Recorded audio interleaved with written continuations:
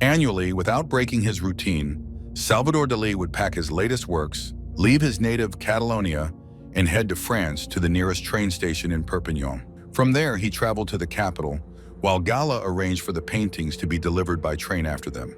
It might seem like an ordinary station. Dalí had seen dozens like it throughout his life. Yet it was not Paris, nor even New York, that evoked the strongest emotions in him, but Perpignan, which he boldly declared the center of the earth, even creating a corresponding painting. The otherwise unremarkable station might have remained famous only for being immortalized by the great artist, had it not been for the dark story of dark-haired women disappearing from the station one by one. The investigation spanned over 20 years, raising countless questions and theories.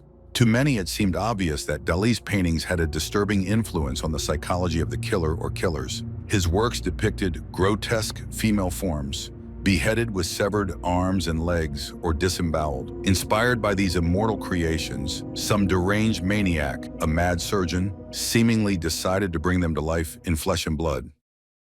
On the evening of Sunday, September 24th, 1995, Tatiana and Dujar's parents anxiously awaited their daughter at home. She had spent the day at a friend's house and promised to be back in time for dinner, but Tatiana never arrived.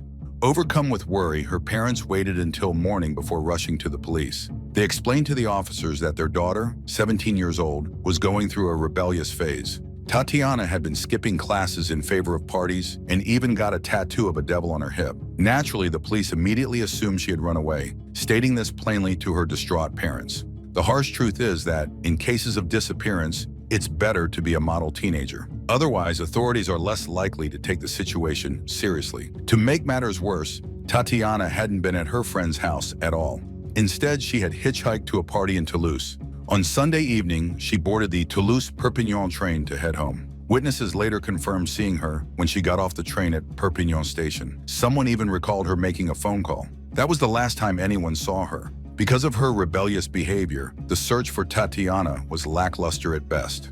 Police remained convinced she had run away and, 2 years later, closed the case. Her father, however, refused to give up. He investigated every lead, whether it was rumors of his daughter being seen at a Romani camp or in a Spanish bar, allegedly working as a night hostess. Tatiana's parents were furious with the police. If not for other victims, her disappearance might have been forgotten entirely. A tragic reality that reflects the flawed response to her case.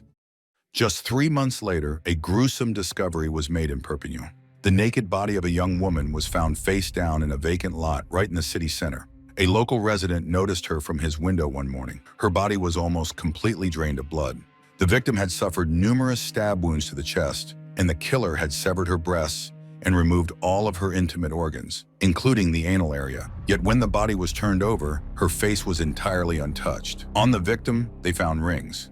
Nearby, there was an earring, a scarf, and a sanitary tampon lying in a pool of blood. However, no clothes, purse, or identification were discovered. Despite this, the victim was identified on the spot as 19-year-old Mokhtaria Chib. The deputy prosecutor remembered her. He had helped place her in a shelter a year earlier due to her troubled relationship with her father. Mokhtaria's father had wanted her to follow the traditional values of their family, but she saw herself as fully French and had run away from home. The forensic examiner who performed her autopsy was stunned by the severity of the injuries. He concluded that the barbaric removal of her organs had been performed post-mortem. Police consulted several pathologists, all of whom unanimously agreed that the killer had used a scalpel and must have taken at least an hour to carry out such an operation. The experts believed the work bore the marks of an experienced surgeon, veterinarian, or at the very least, a butcher. Some even suggested that the killer couldn't have acted alone and must have suspended the body in a well-lit area to perform the mutilation. The police retraced Mokhtaria's steps from December 20th, 1997. That night, she had left her friend's house, declining an invitation to stay over, and decided to walk home. The route typically took 40 minutes and passed through Perpignan's train station. If she hadn't hitched a ride with the killer, someone should have seen her, yet there were no witnesses. However, a critical piece of evidence surfaced unexpectedly. A month after Mokhtaria's body was found, a man living near the train station came to the police with a discovery. He had found a size 40 shoe in the bushes of his garden. This led the police to search the neighboring properties, where they found the second shoe. Both belonged to Mokhtaria. The police concluded that the killer hadn't driven away after the crime, but had walked on foot, possibly to his home nearby. This led investigators to search for a deranged surgeon or doctor living near the station, and they found one. The suspect's name was Andrés Palomino Barrios.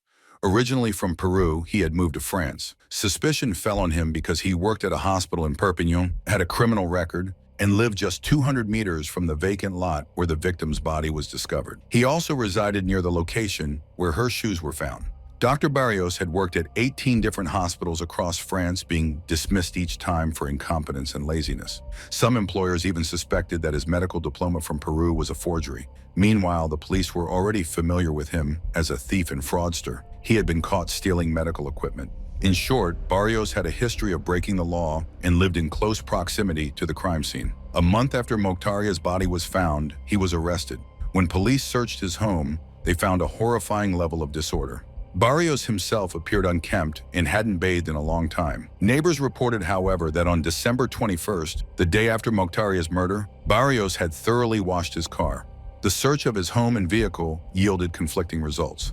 Blood was discovered in the bathtub, living room, toilet, and even inside his car. However, the blood turned out to be his own, as well as chicken blood.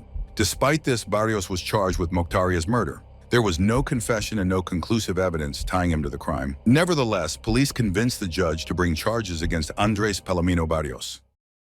In June 1998, 22-year-old Marie-Helene Gonzalez boarded a train to visit her parents in Perpignan. Her parents were at work and unable to meet her, but Marie-Helene reassured her mother not to worry, saying she would hitchhike home. However, she never made it to her parents' house. Concerned, her parents reported her disappearance to the police. Marie-Helene's body was discovered 10 days later by a passerby near a roadside dumping ground. Her body lay atop a pile of trash, partially covered by a rug. The killer had severed her head and both hands. Additionally, her internal organs had been removed. Unlike the precise cuts found on Moctaria Chaib, Marie-Helene's wounds were rough and crude. Her internal organs were found 2 meters away, inside a box. However, her head and hands were never recovered. Identifying her by appearance was impossible, but the police linked the body to Marie-Helene based on her parents' missing persons report. Once again, the forensic pathologist concluded that the crime bore the hallmarks of a professional. This time, however, Dr. Andrés Palomino Barrios couldn't be blamed. He had been in prison the entire time. The investigating judge ordered his release, though the charges against him were not dropped. Authorities believed he might have had an accomplice or a copycat, so he remained under surveillance. Meanwhile, the police resumed their search for another mad doctor. Only after Marie-Helene's murder did they revisit old cases, finally recalling Tatiana and Dujar. Tragically, too much time had passed, and the chances of finding her alive had already slipped away. Panic gripped the city. Young women, particularly brunettes, began avoiding the Perpignan train station despite the constant police patrols. Profilers were brought in to create a behavioral profile of the killer based on the evidence gathered. So what did they conclude? They posited that the murderer was likely an exceptional physician, perhaps a successful surgeon. Additionally, they suggested the killer may have drawn inspiration from the work of Salvador Dali, who had famously painted one of his most iconic works depicting Perpignan. After all, Dali's paintings often featured distorted female figures, mutilated and fragmented. Why wouldn't someone take inspiration from the art of a man who had made the city famous? These were the profilers' conclusions, and the outcome of this story will reveal whether their insights were reliable or if their true brilliance shines only in American crime dramas. Soon, the inevitable happened. In February 2001, Perpignan was shaken by another disappearance. Fatima Idrahu, a cashier at a local store, left work at 6:30 p.m. but never made it home. When her sister reported her missing to the police, she brought along a photograph of Fatima. The officers immediately feared the worst upon seeing the image of a young, beautiful brunette, eerily similar to the other victims of the mad surgeon. As with the others, her route home passed through the train station. But this time, something unexpected occurred. The police had a witness. The owner of a nearby shop reported hearing a scream around 7 p.m. Concerned, he went to investigate, thinking someone might need help. He saw a white car parked nearby. Inside the car was a couple arguing. The girl seemed desperate to get out. The witness managed to catch part of the license plate number before the car drove off. There were only 4 vehicles in the region with that partial number, and just one of them was white. The police quickly identified the car's owner. The car belonged to one Marc Delpech, a 34-year-old man. He was the son of a prominent doctor, married with 2 children, and owned a bar in Perpignan. He had no prior run-ins with the law. Before speaking with him, the police examined his phone records and found Fatima's number. The two had occasionally exchanged messages, confirming their connection. It was time to speak to Mark, but Mark wasn't home. He was visiting his wife's parents on the other side of the country. Undeterred, one of the investigators drove 850 kilometers to the in-laws' home and rang the doorbell. Mark's father-in-law answered, and Mark stood behind him. The moment he saw the investigator, Mark panicked, broke into a sweat, and realized he had nowhere to run. Standing in the middle of his in-laws' hallway, Mark confessed to Fatima's murder. He claimed he had fallen in love with her after seeing her in the store where she worked. They supposedly began a relationship, but Mark was married, and Fatima wasn't content with being a mistress. She demanded he leave his wife, yelling and threatening him. Mark described it as a love story gone wrong, a crime of passion. He said he disposed of Fatima's body by throwing it into the waters of Port Vendres Bay, near the Spanish border, claiming the current must have carried it away. However, when divers searched the area, they found nothing, not because of the current, but because Mark had lied. Fatima's naked body was later discovered in a pond near Mark's home. Her body and face bore numerous bruises and signs of a violent beating, but there was no evidence of dismemberment. In Mark's house, investigators found a collection of clippings about the Perpignan train station murders. And something even more chilling. Mark was an aspiring writer and had started a novel. The first chapter was titled Tatiana and consisted of just 15 lines describing the disappearance of Tatiana Andujar. Detectives were convinced they had captured the serial killer behind the Perpignan train station murders, but they couldn't link Mark to the other crimes. He was convicted solely for Fatima's murder. Nonetheless, the families of Tatiana, Marie-Helene, and Mokhtaria attended Mark's trial in June 2004, hoping his guilt might compel him to confess to the other murders. But Mark wasn't the type to cooperate. Interacting with him was like talking to a wall. He gave terse one-word answers, such as yes or no. When asked if he had sexually assaulted Fatima, he replied no. He claimed he killed her because she rejected his advances. Despite the lack of evidence tying him to the other murders, most people believed Mark was the serial killer. Perhaps that belief influenced the court's decision to hand him the maximum sentence, 30 years in prison, with the possibility of parole after 20 years. Mark appealed the verdict, but the sentence was upheld. It's possible Mark was involved in the other crimes. He may have hidden not only Fatima's body in the pond, but also another victim's, perhaps Tatiana's. In 2012, a new investigative judge ordered a thorough re-examination of the genetic evidence collected in the cases of Mokhtaria Chaib and Marie-Helene Gonzalez. Over 30 plastic bags containing samples were analyzed, and the effort paid off. Specialists managed to isolate partial male DNA on Mokhtaria's shoes. In 2014, when the FBI shared a new technique with French authorities that allowed partial DNA to be compared with databases, a match was found. It was nothing short of a miracle. They had a name: Jacques Ronson. 54 years old, had a criminal record with multiple accusations of violent assaults on women. What shocked investigators was that he was far from the brilliant surgeon or renowned doctor they had been hunting for years. Jacques had no higher education, no prestigious career. He survived on odd jobs and, after his release from prison, lived off welfare. The profilers had been entirely wrong, and the police realized they had been chasing a phantom. Jacques was arrested and brought in for questioning. He was interrogated for 30 hours, during which he was taken to the Perpignan train station, where the women had been abducted. But Jacques denied everything, maintaining his innocence even when confronted with the evidence of his DNA on Mokhtaria's shoes. The officers were running out of time. By law, they could not hold Jacques much longer without a confession or additional evidence. At 2 a.m., after 39 hours in custody, the officers decided to take a break. Only one female officer remained in the station.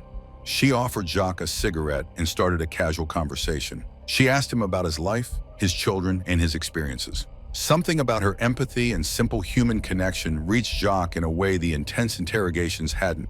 For reasons known only to him, Jacques finally broke. He confessed to murdering Mokhtaria.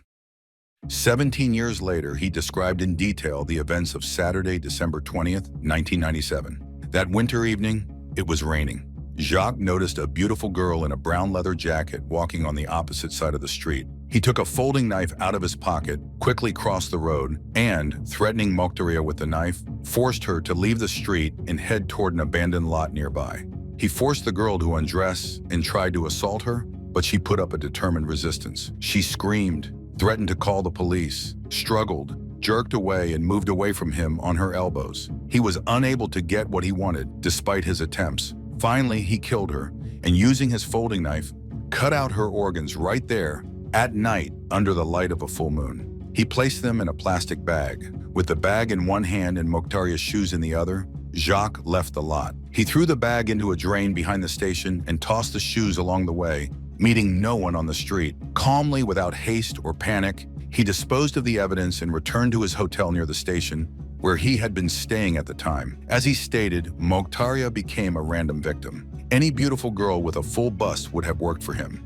When asked why he had cut out the victim's organs, Jacques replied that he wanted to remove traces of his DNA. The police didn't believe this explanation, but they had to accept it. In any case, he confessed to the murder. The next day, the headlines on the front pages of the press read that the killer, who had been terrorizing the Perpignan train station, had been caught, and the girl, who had sworn to remember his face forever, recognized Jacques Ronson.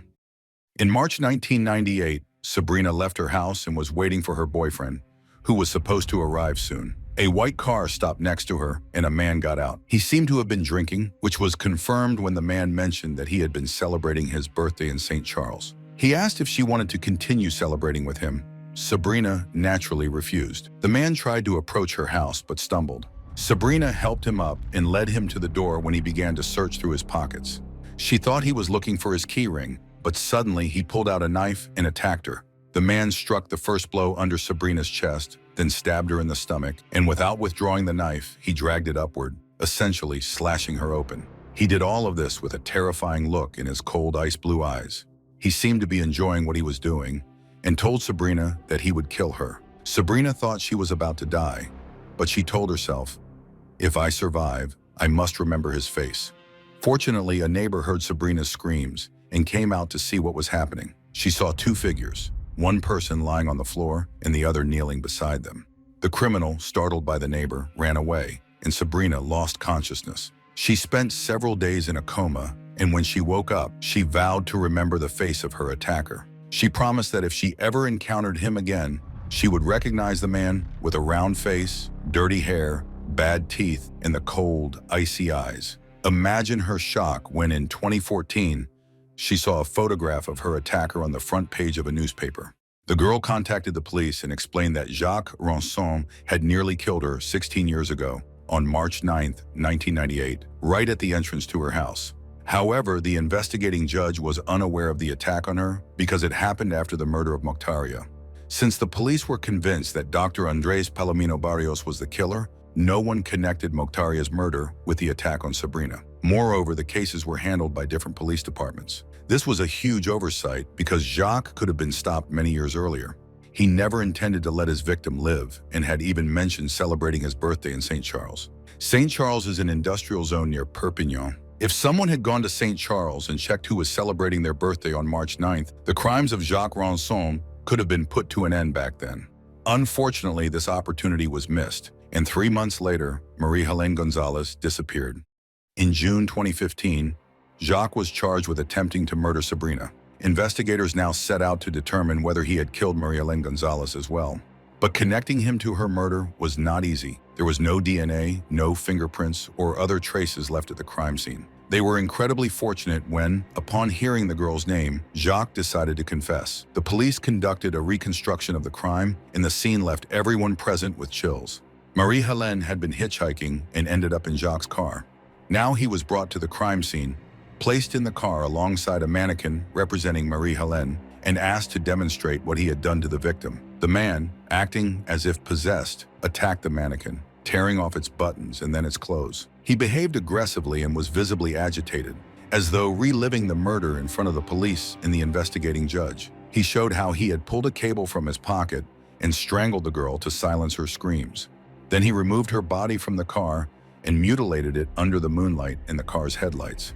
He put her hands and head into a bag and discarded them along the way. Jacques recalled every detail of the crime, but one particular detail alarmed and even frightened the police and the judge.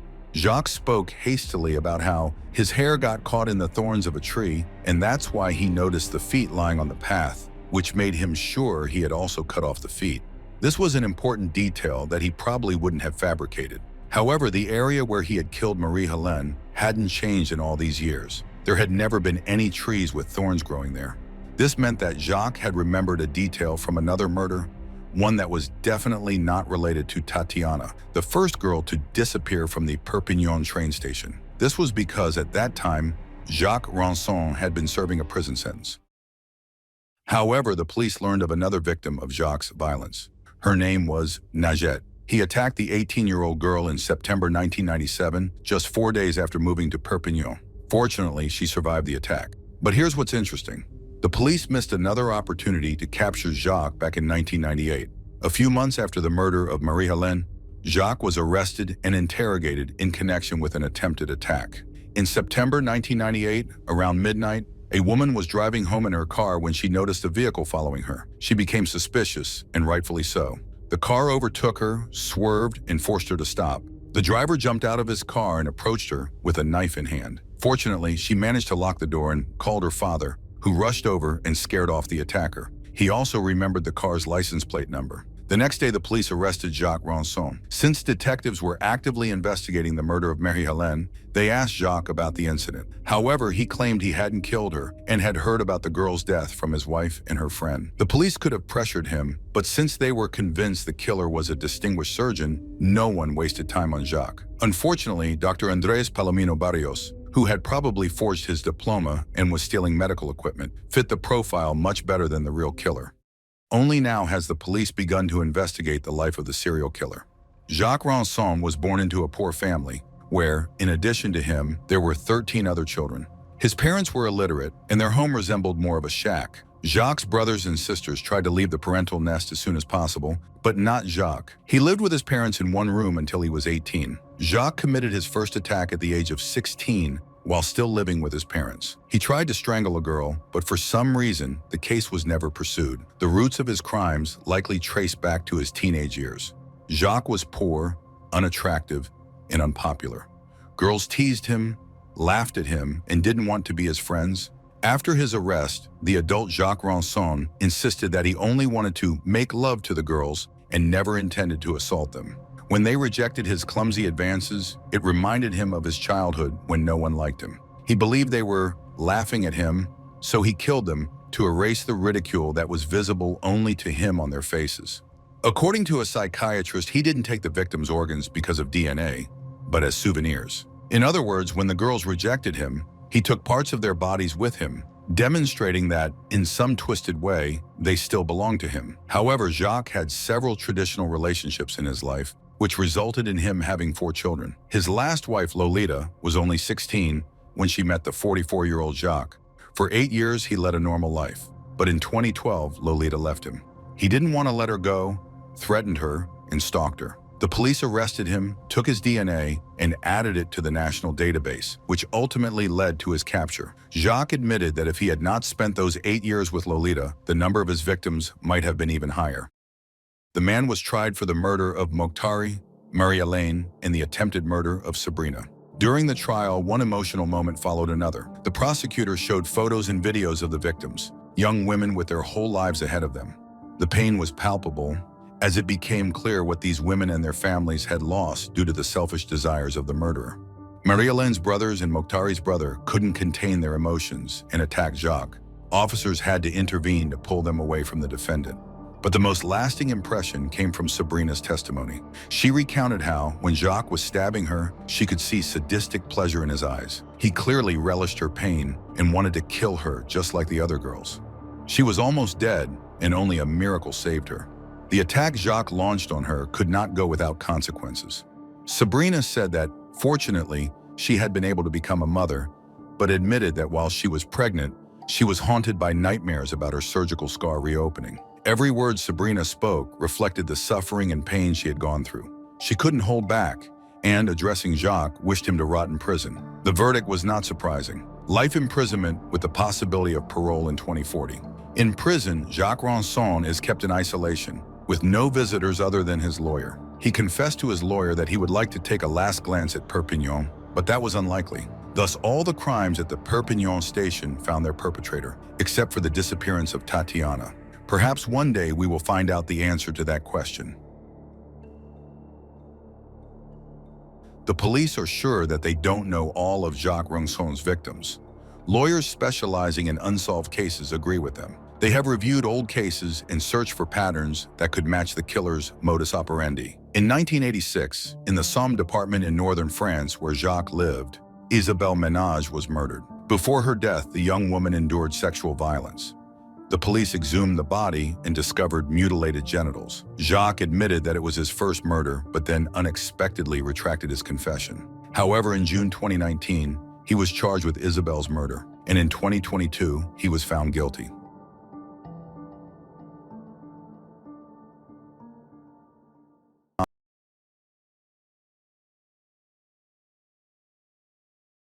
Friday, April 5, 1996, La Frenay, a small village in Upper Normandy, France. At 1 p.m., two sisters, Nadine and Marilyn, got out of their car and entered Nadine's house. That day, as they did every Friday, the sisters had lunch together. The girls set the table and began their meal when the older sister, 28-year-old Nadine, noticed that 17-year-old Marilyn wanted to talk about something. Finally, Marilyn gathered her courage and confessed to her sister that she wanted to spend Saturday night with friends, including a boy she really liked. She asked Nadine to cover for her, but Nadine categorically refused to lie to their parents, especially since she also felt her sister was too young for such things. Although Marilyn was already 17, she rarely attended parties or stayed overnight at friends' houses, and her family simply wasn't used to the idea. It was hard for them to accept that their little Marilyn had grown up. Marilyn agreed with Nadine's reasoning, and the sisters dropped the subject. They finished their meal, and Nadine began getting ready. It was time for her to return to work. Marilyn, on the other hand, had to stop by school and then head home. But first, as she did every Friday, she stayed behind to do some house chores to help her sister. Nadine worked as a secretary at the front desk of a medical laboratory, but by the end of the day, she received a most unexpected call.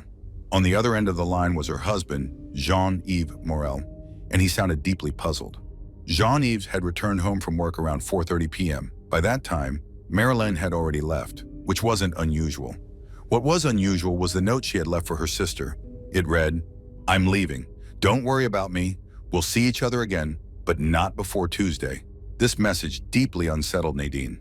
The sisters had agreed that Marilyn wouldn't go to the overnight party and would spend Saturday evening at home. Why had she run away? Marilyn wasn't the type to defy her parents' or older sister's wishes just to get her way. But then Jean-Yves dropped another bombshell. A 100-franc bill was missing from the pocket of his coat, which had been hanging at home. Nadine couldn't believe it. None of this resembled her younger sister at all. She returned home, hoping Marilyn would change her mind and show up at the doorstep. But when there was still no sign of her by 8:30 p.m., the couple got in their car and drove to the neighboring village to deliver the news in person to the girl's parents. After some discussion, they decided to wait until Tuesday, as mentioned in Marilyn's note. When the day came and she still hadn't appeared, Marilyn's father went to the police. He showed the officers the note and confirmed that his daughter had written it. A handwriting analysis later validated this. He also had to admit that she had wanted to attend a party, but had been forbidden to go. Unfortunately, after listening to his account, the officers concluded that the girl had run away. This hypothesis seemed supported by the minor argument between the sisters and the stolen money. Of course, the police filed the missing persons report and distributed Marilyn's photo and description to other precincts. But frankly, their search efforts were half-hearted at best. However, her family knew that Marilyn was a very home-oriented girl. She had a small circle of close friends, always came home on time, and never got involved in any trouble. This is why they began their search on their own. They distributed and posted flyers. Jean-Yves, who felt responsible for the disappearance of his sister-in-law since she had vanished from his home, suggested reaching out to a TV program that had gained much attention in those years. Unfortunately, it yielded no results.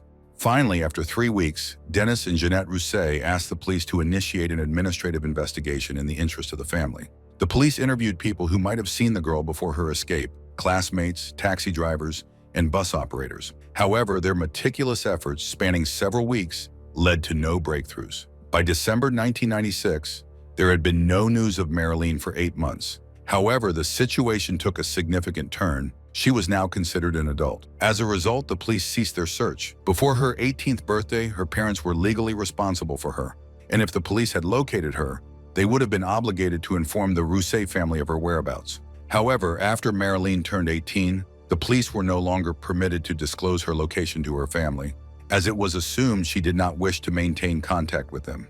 The most they could do was inform the family that their daughter was alive and well. Unfortunately, a second disappearance was necessary for the police to abandon the theory of Marilene's escape. A year later, on June 24, 1997, Elizabeth Griffin disappeared. The 23-year-old was a natural sciences student at a university in Rouen and went missing during the peak of exam season. The initial exam results were already announced, and Elizabeth had arranged to meet a friend outside the university building to check the results together. Her friend waited and scanned the crowd for Elizabeth, but she never showed up. Elizabeth's boyfriend, Thomas Deschamps, repeatedly tried to call her without success. Finally, her friends and boyfriend notified her family that they couldn't get in touch with her. Elizabeth's father, sister, and brother traveled to Rouen. They inspected her apartment, which appeared completely normal. However, her car was missing from the parking lot, along with her handbag. It seemed she had gone somewhere, but leaving during the exam period without telling anyone was entirely unlike her. Moreover, the anniversary of Elizabeth's mother's death was approaching, and she would not have jeopardized that time with an impulsive disappearance. The Griffin family reported her missing to the police. Thankfully, the officers listened and immediately began searching for her. Though there were no signs of foul play in her apartment, forensic investigators collected DNA samples just in case. Apart from Elizabeth's own DNA, they found samples belonging to her boyfriend, Thomas Deschamps, and one other unidentified sample, which would never be identified. At the phone company, investigators obtained a list of the girl's last incoming and outgoing calls. One call received at her home on June 24th at 7:59 a.m. seemed particularly important. The conversation lasted less than 2 minutes. Naturally, the police traced the origin of the call. It came from a phone booth near Lillebonne, a small town about 60 kilometers from Rouen. Hoping the caller had used a bank card, which could identify them, the police were disappointed when no such transaction had been made. They then investigated whether the caller had made any additional calls from the same booth around the same time, but this too led nowhere. That day, only one call had been made from that booth. Elizabeth's car was found on the second day of the search. It had been abandoned with the door wide open in a parking lot in Lillebonne. Her handbag was left on the seat. Her sister, Geraldine, confirmed it was Elizabeth's car, but couldn't imagine why her sister had gone to Lillebonne. As far as she knew, Elizabeth had no friends or business in that town. Forensic investigators inspected the car, but found no fingerprints or DNA. Inside Elizabeth's handbag was a handwritten note that read, Fred, 24th, 10 a.m. The note clearly hinted at a meeting.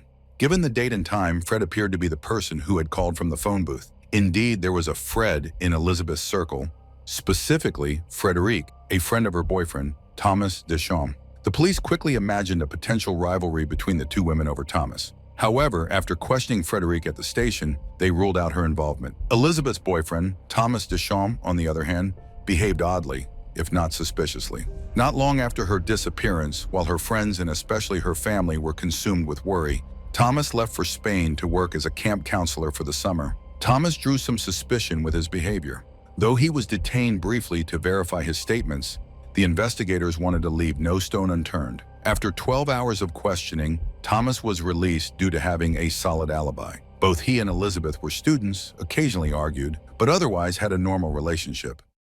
Determined not to miss any leads, investigators thoroughly examined Elizabeth's journal, scrutinizing it line by line and name by name. One name, Jean-Yves Morel, appeared more frequently than others. The police recognized the name. Jean-Yves was a relative of Marilene Griffin, who had disappeared a year earlier. Lillebonne, where Elizabeth's car was found, was less than 5 kilometers from La Frenais.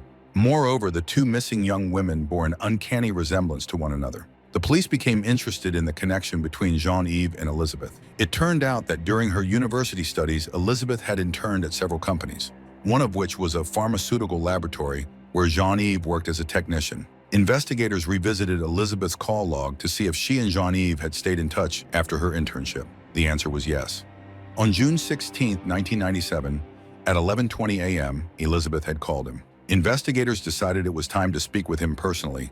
Jean-Yves confirmed the June 16th call, explaining that Elizabeth had contacted him to inquire about completing another internship at the laboratory and had asked for his assistance. During questioning, Jean-Yves appeared relaxed. He was exceedingly talkative, sharing details the police hadn't even asked about. He came across as a pleasant, helpful, and courteous person, speaking softly and respectfully while demonstrating a willingness to aid the investigation. Jean-Yves was highly educated, employed in a respected laboratory, and raising a young daughter with his wife. He enjoyed water sports, owned a small boat, regularly attended church, and took pride in maintaining his garden and home. On the surface, Jean-Yves did not resemble a potential abductor in the slightest. The police let him go, as his connections to the two missing women appeared to be coincidental. However, a few days later, investigators discovered something crucial. Jean-Yves had no alibi for June 24th and 25. He had taken both days off. Though they had no reason to formally suspect him, the police felt compelled to dig deeper. Perhaps it was intuition. The police obtained a warrant to search his house, where they found newspaper clippings and photos of the missing girls.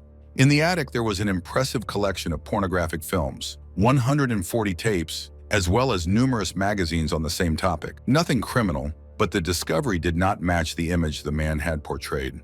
Essentially, he revealed a new side to the police. Due to these findings, his wife was also detained. She explained that he was very demanding in the sexual sense. They had a child, and he had insisted on regular marital relations throughout her pregnancy. His DNA was compared with a sample found in Elizabeth's house. They did not match. Due to the lack of a DNA match, the investigators tried another lead, a note found in the car. The man might have written it to send the police on a false trail. However, the results of the examination turned out to be negative. The police were convinced they were right, but there was no proof. The police had a single lead they could essentially work with: the mileage recorded on the odometer of Elizabeth's car. That day, the car had traveled 57 kilometers. Detectives could confirm this with certainty because, as the girl's family explained, she had a habit of resetting the odometer to 0 every morning before driving.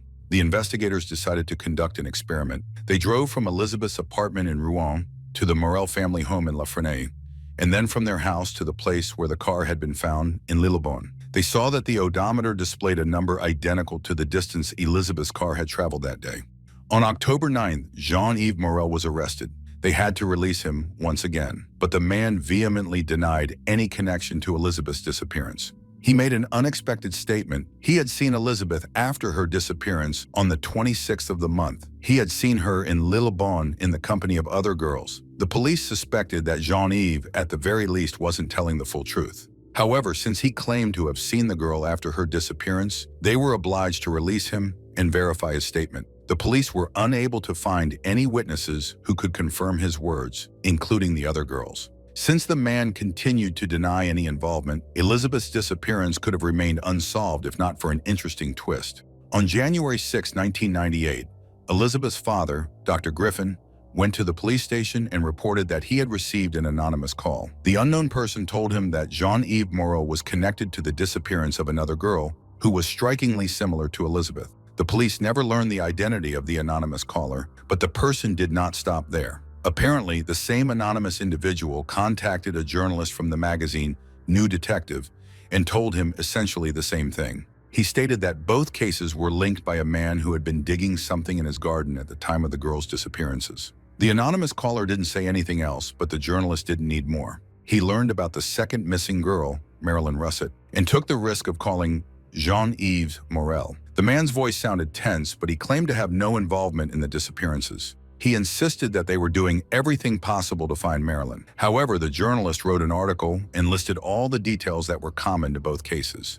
After his article, all eyes turned toward Jean-Yves, including the police's. They were particularly interested in the fact that Jean-Yves had been digging in his garden during the disappearances of his sister-in-law and friend.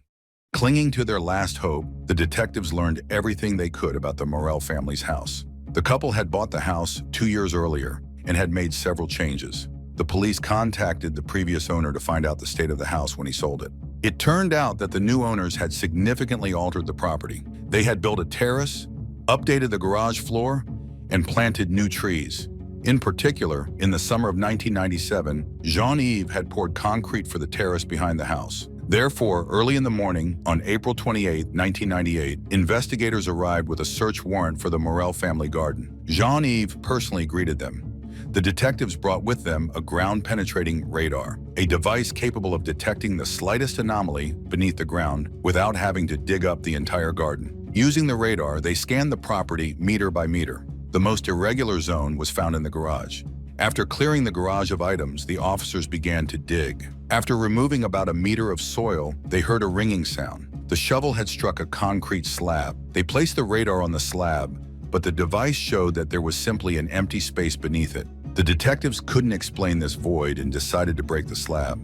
They got to work with a jackhammer. By this point, they had spent the whole day on the garden search, and night was approaching. The detectives armed themselves with flashlights and, amid the deafening noise of the jackhammer, waited to see what they would find underneath. Morel stood nearby. He was calm and relaxed, perhaps because there was nothing under the slab except for a new layer of earth. The police were ready to admit defeat. They had spent a tremendous amount of effort, time, and resources pursuing a man whose only fault appeared to be that he knew 2 missing girls. While the police spent almost the entire day searching through his garden and digging in the garage, Jean-Yves remained completely calm. He engaged in casual conversations with the detectives, discussing topics like his vacation or his boat. However, when the police broke the concrete slab under the garage floor, the man briefly stepped away to call his wife. Although he appeared calm, inside he was clearly not at peace. During the call to Nadine, he didn't say anything specific, but simply asked her to take care of their daughter. Nadine, clearly understanding, began saying, "No, no, no." Had it not been for this call, the police might have given up. But neither Jean-Yves nor Nadine knew that all their calls were being monitored. An officer who overheard the conversation immediately contacted the colleagues working in the garden and urged them to continue. A small excavator was brought in to assist with the digging. As it was scooping earth, a small, shiny triangle of tarpaulin appeared from under the soil. Everything froze. The noise stopped. Everyone waited to see what would be revealed beneath the tarpaulin. One of the officers took a knife, descended into the hole, and made a cut. Instantly, they all smelled a scent that could not be mistaken for anything else. Their search had come to an end. Meanwhile, Jean-Yves took a step back. It was unlikely that he seriously intended to escape. It was more likely an instinctive, unconscious movement. The detectives quickly stopped him and asked, "Who is this?" He answered, "Elizabeth." They would have figured it out quickly, as the victim was wearing a necklace with a golden dolphin that Elizabeth always wore. In addition, she was only in her bra. The police informed Jean-Yves' wife, Nadine, of the news. If she had previously hoped that she misunderstood her husband, that hope was now shattered. She became so distressed that she required medical attention. Throughout the night, the police carefully excavated all of Elizabeth's remains and sent them for an autopsy. In the morning, they still had 2 important tasks ahead: to inform the victim's family and to interrogate the murderer.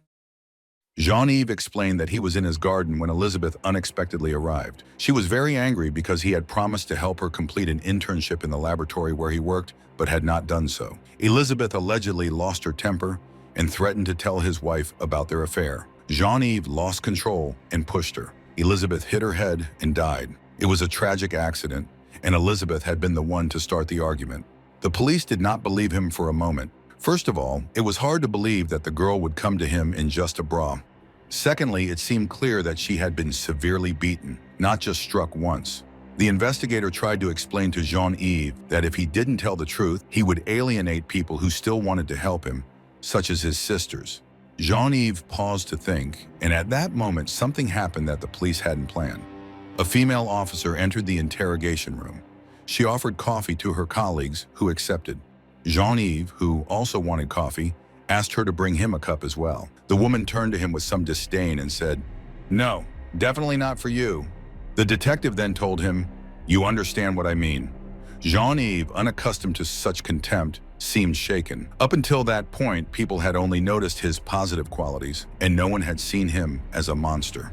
This seemingly insignificant incident had an effect. Jean-Yves told the detectives a different version, one they believed. He said that on the morning of the day Elizabeth disappeared, he called her from a phone booth and invited her over under a pretext. When she arrived, he tried to make love to her. She did not reciprocate and attempted to leave, but the murderer had other plans. Jean-Yves assaulted her and at least struck her severely on the tiled floor about 7 times.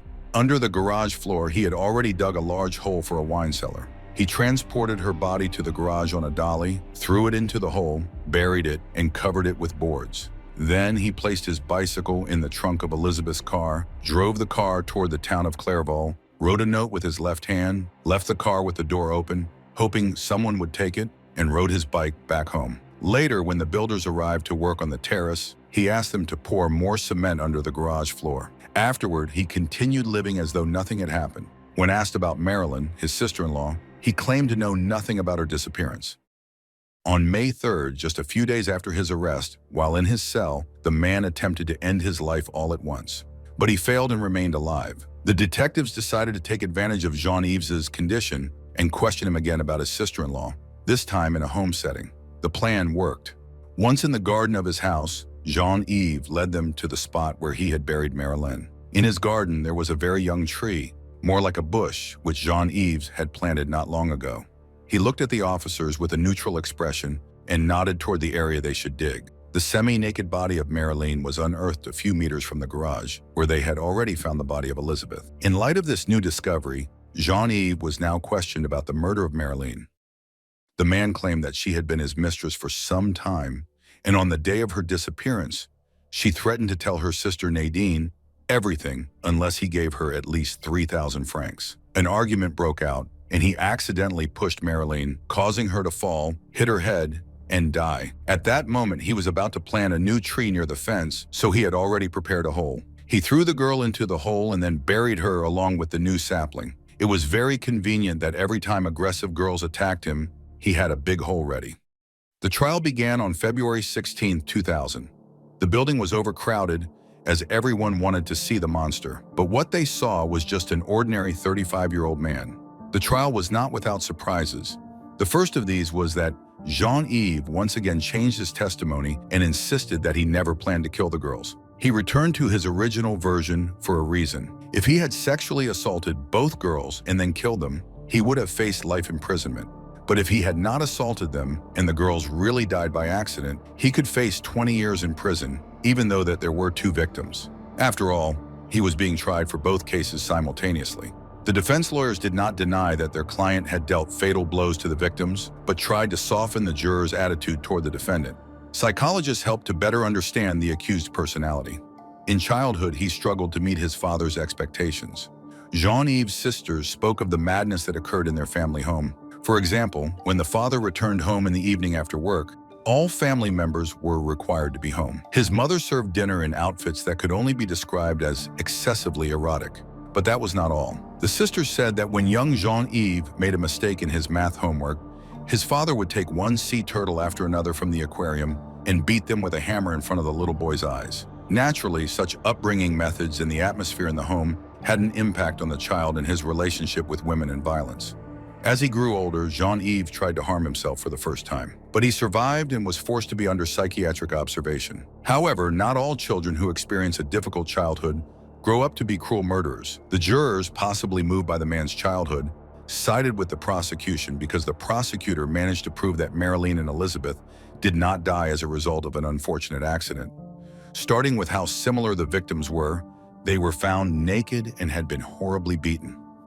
Moreover, the man took a day off and made a call from a phone booth not by chance, but to cover his tracks. But the most shocking news for everyone present in the courtroom, especially for Marilyn's family, was that she was alive when Jean-Yves buried her.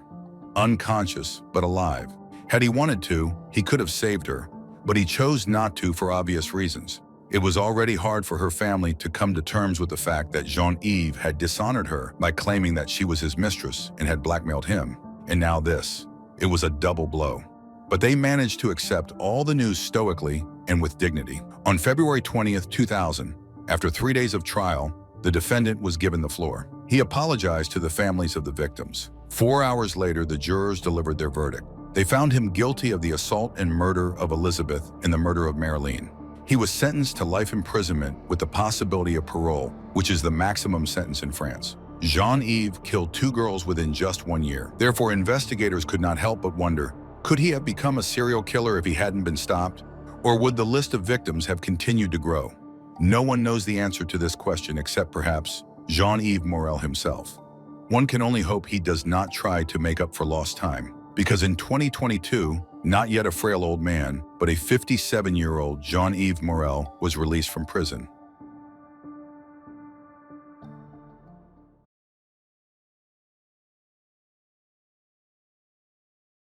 In July 2019, an unprecedented scandal erupted in Romania, demonstrating how the police respond to calls to the emergency service. The call to number 112 was received on July 25th at 11:05. The caller, a 15-year-old schoolgirl named Alexandra Masisanu, struggling to speak, told the operator that she had been kidnapped, beaten, assaulted, and was being held against her will in some house.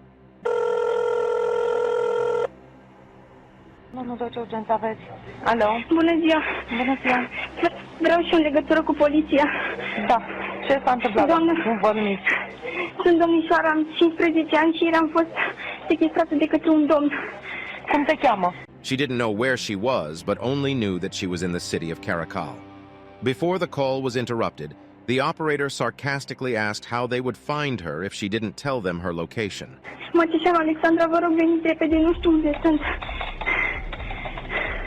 Cum adică nu știi unde ești? În ce localitate te afli?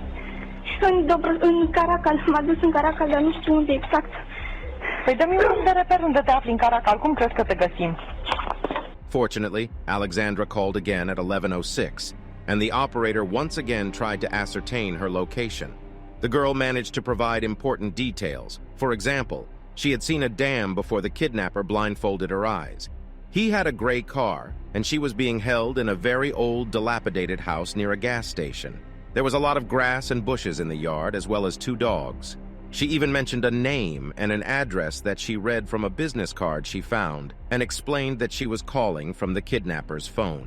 The operator relayed the situation to a police officer who continued to communicate with the girl. He told her to stay where she was because they were sending a team. Alexandra tried to provide more description of the kidnapper's car in the yard, but the police officer wasn't listening anymore. The schoolgirl called again at 11:12 and asked if they had sent anyone to help her. Another police officer replied irritably that the team had already been dispatched but couldn't reach her in 2 minutes. Alexandra begged the police officer to stay on the line with her because she was terrified, but he responded that they had other calls to attend to. "The team will arrive in 2 or 3 minutes, what the hell?" he added. The girl reluctantly agreed. Although the emergency services personnel knew that the kidnapper was supposed to return any minute, they inexplicably called Alexandra 9 more times, but no one answered. Not surprisingly, even if the girl had initially tried to discreetly place the phone back, the kidnapper now knew for certain that she had called the police. 12 hours after Alexandra's call, the police finally brought her father to the station, allowed him to listen to the emergency call, and asked if he recognized his daughter's voice. When the man confirmed that it was her voice, they believed it was not a prank, and only then did they begin their investigation.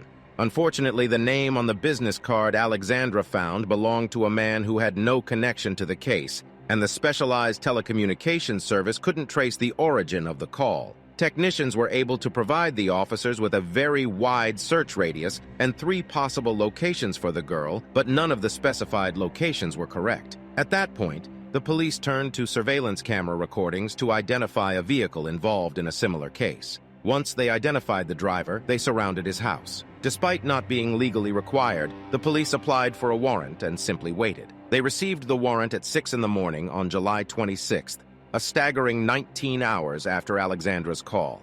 Only then did they knock on the suspect's house gate. Of course, they were late. Inside the house, they found Alexandra's clothes and jewelry in the car, the girl's earring, and in the yard, a metallic barrel with ashes and human remains. The man stated that he doesn't know any Alexandru Masishano, and the ashes in the barrel remained after the fire he lit to defend himself from persistent mosquitoes. However, after a thorough examination of the barrel's contents, investigators found 6 teeth. The results of the laboratory analysis left no room for doubt. The teeth belonged to Alexandra. The police arrested the homeowner, 66-year-old Georga Dinka, a retired mechanic. Neighbors knew Georga as an aggressive and inhumane person. So inhumane that he had a special code for his rare visitors. 3 knocks on the door. He suffered from antisocial personality disorder, had been admitted to a mental institution 5 times, and his troubled childhood could have been a possible reason for his condition. Georga's father worked as a butcher, engaging in illegal meat trade, often killing and butchering animals in front of his son, forcing the boy to assist. This soon became routine, and Georga himself was already killing stray animals for his twisted pleasure. His father was a heavy drinker and frequently beat the boy, using belts, brooms, and even the hose from the washing machine multiple times a day. He also tied his son up with a wire to prevent him from going outside to play with other kids. Interestingly, later on, Georga started treating his own victims the same way. Not surprisingly, the boy performed poorly in school. However, when he joined the army, it seemed like his life was getting on track, and he found his place, until he assaulted another soldier who turned out to be the son of a defense ministry official. Expelled from the army, Gheorghe returned home and got a job as a general laborer at a hospital. He worked there for 8 years before attempting to find work on construction sites in Italy. Once again, things didn't work out, as he was fired after brutally beating an Albanian worker. After attacking a young woman, he was deported from the country. Upon returning to Romania, he worked as a mechanic, drove taxis, and also collected and sold scrap metal. Despite his inhumane behavior and reclusiveness, he managed to start a family and became the father of 4 children. His wife, tired of his constant abuse, lived and worked in Italy. Sources close to Gheorghe say that when his wife came to Romania for the last time, he severely beat her. All 4 children left their father's house. 3 sons chose to live with their mother, while the daughter settled in Timisoara. After George's arrest, she insisted that she had no contact with her father, whom she considered mentally unstable. So, as it appears, Gheorghe Dinka was a recluse, living in isolation, and his behavioral issues couldn't resolve on their own. Another shocking piece of news shocked the public. Gheorghe confessed to the murder of the second girl, whom he abducted in April, 2 months prior to Alexandra's kidnapping. The second victim of the man was an 18-year-old named Luisa Melencu. Until the age of 12, Luisa lived in Italy with her mother, Monica Melencu, who worked there and engaged in vegetable cultivation. However, in search of a better life and income, Monica moved to the United Kingdom, while Luisa chose to finish school in her homeland and lived with her grandparents. She dedicated a lot of time to her studies and was determined to get an excellent education to find a job with a decent salary to support her family. But she relied on her mother's support for the time being. On April 14th, her mother sent her money for sports shoes. Luisa went to an ATM in Caracal, but for some reason, she couldn't withdraw money. She called her grandfather to let him know she was on her way home and headed to the bus stop. However, since it was Sunday and public transportation was scarce, especially in rural areas where locals often complained about its unreliability even on weekdays, Luisa decided to hitchhike. Unfortunately, Gheorghe Dinka was passing by. He agreed to give her a ride. Luisa struck up a conversation and told him about her failed attempt to get money from the ATM. Upon hearing this, Gheorghe offered her 30 lei, approximately $7, for intimate services. She refused, after which Gheorghe decided to take what he wanted by force. Meanwhile, Luisa's grandfather began to worry because he knew his granddaughter should have been home by now. He called her mobile phone, but she didn't answer. Recognizing this behavior as entirely out of character, he rushed to the police station to report her disappearance. However, the officers dismissed his concerns, attributing Luisa's absence to a potential romantic involvement. Left with no choice, Luisa's family started searching for her themselves, and her classmates spread information about her disappearance on social media. The next day, an unidentified man called Luisa's grandfather, assuring him that Luisa was fine but didn't want to talk to him. He added that they were planning to go to Switzerland together. Not believing a word of the stranger's claim, the grandfather made multiple attempts to contact the police but received no assistance. Luisa's mother, Monica, traveled from the UK, where she had been living and working, and had somewhat better luck with the police. Only on the 4th day did the police begin an investigation which seemed more like mockery of the relatives. Luisa's grandfather was subjected to a polygraph test because they suspected him of withholding information. Finally, on May 30th, the case was handed over to the Directorate for Investigating Organized Crime and Terrorism, DCOT, which announced the opening of a criminal case on June 6th. They decided to investigate Luisa's disappearance as a human trafficking case, as they saw signs that she might have been recruited against her will for sexual exploitation. DCOT continued their investigation when news broke about the disappearance of another girl, Alexandra Masishanu. A 15-year-old teenager from Dobra, Slovenia, was a student in the 10th grade at one of the top schools in Caracal. On July 24th, Alexandra left her home at 10 o'clock in the morning to meet a friend from Caracal. No one else saw her after that. The girl's parents quickly turned to the police, but the officers did not take their concerns seriously, stating that she was old enough to go out with friends and lose track of time. They advised them to wait. When the truth about the 2 murders came to light, the criminal inaction and negligence of officials and law enforcement personnel triggered a massive political crisis in the country. Many government bodies tried to demonstrate their activity, showing that they were doing their job, but it did not help them. the Minister of the Interior, the head of the criminal police, the director of the rescue service, the police leadership, and the prosecution in Caracal were all dismissed. The Prime Minister dismissed the Minister of Education, who cynically remarked that young girls should think twice before getting into strangers' cars, as if she were unaware of the problems with public transportation in the country and the fact that hitchhiking is sometimes the only way to travel in small towns. The police claimed that the Special Telecommunications Service employees could not provide more precise information about the origins of the calls, leading to their search efforts being focused in the wrong places. However, the police were also criticized for their slow and chaotic response. Frustrated, the grandfather of Louisa labeled them as criminals being paid by the government to not do their job. At the same time, questions arose about the remains of the murdered girls. Here is where the most significant mystery of this story begins. Gheorghe stated that he burned the bodies. He scattered fragments of Louisa's bones in the forest and disposed of her clothes. However, he did not have time to do the same with Alexandra's clothes and body. Investigators reconstructed the crime scenes. Gheorghe was asked to guide the investigators step by step to all the places he had been on the days of the deaths of Louisa and Alexandra. At this point, he started to contradict himself in his statements, allegedly struggling to remember what he did at the time. According to criminologists, Gheorghe intentionally led them on a wild goose chase. Although he confessed to the 2 murders he was asked about, when he was requested to repeat his actions during the crimes and show where he left the remains, he panicked.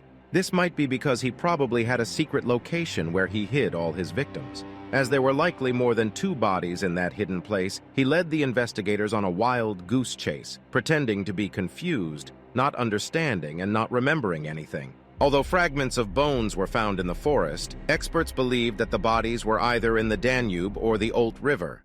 In November 2019, while in prison, Gheorghe began to write a confession detailing what he had done to Louisa and Alexandra. He started his account with the incident on April 14th, when he stopped his car as Louise was hitchhiking on the road. He agreed to give her a ride and engaged in conversation with her during the journey. He realized that he was becoming sexually aroused. His thoughts were consumed by nothing else but fulfilling his own desires. The man offered the girl 30 Romanian lei, about $7, for intimate services. When she declined, he struck her in the face and bound her with a belt. Interestingly, Gheorghe also blindfolded her so that the victim wouldn't know the way to his house. Does this imply that he intended to release her alive? After parking the car at his house, the man noticed his 36-year-old neighbor, Stefan Repeziano, in the yard.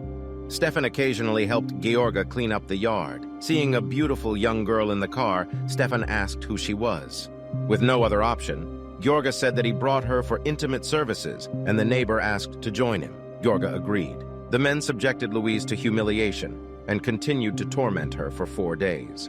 On the morning of the 4th day, Gheorghe lost his temper when the girl tried to resist him for the last time. He violently beat her and left her in a pool of blood on the bed, briefly stepping out to feed otters. When he returned, it was already too late to help the girl. The man didn't panic. He placed her in a metallic barrel and set it on fire, covering it with plastic and cardboard. Then, he went to sleep. When he woke up, he collected the ashes and fragments of bones and scattered them along the border of the nearby forest. Gheorghe's account of what happened to Alexandra was even more sinister. On July 24th, 2 months after Louisa's murder, he noticed the same girl hitchhiking on the road again. Even though he was driving in the opposite direction, he turned the car around and offered her a ride. The story repeated itself. He offered Alexandra 50 lei for intimate services, and upon her refusal, he abducted her. He brought the bound girl to his home, immediately tying her to the bed and subjecting her to violence. The next day, at 6 in the morning, Gheorghe was drinking coffee while his victim lay tied to the bed. The girl complained of a terrible headache and said she needed a painkiller. Gheorghe suggested going to buy some medication. Before leaving, he additionally tied her with ropes, wires, and a chain. In addition to the medication, he bought a prepaid card to call Alexandra's mother. Inserting it into the girl's mobile phone, he called her mother and claimed to be Alexandra's boyfriend, assuring her that everything was fine. Then he discarded the phone. The phone was later found, and some children played with it. The man returned home around noon. He saw that Alexandra had freed herself and was wandering around the house with his mobile phone. He struck her several times, causing her to fall and hit her head on the concrete floor, resulting in her death. The man wrapped the body in bedsheets. placed some wooden planks and chips and a 2-liter bottle of Vaseline in a barrel and set it on fire. On top, he threw a thick cardboard. He also threw his mobile phone there.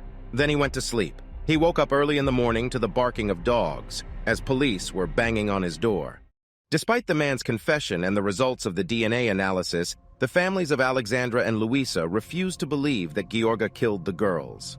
And the matter was not only in the reluctance of the relatives to believe that they are no longer alive. In fact, there was reason to suspect Gheorghe of human trafficking and that the girls weren't killed but were sold for exploitation.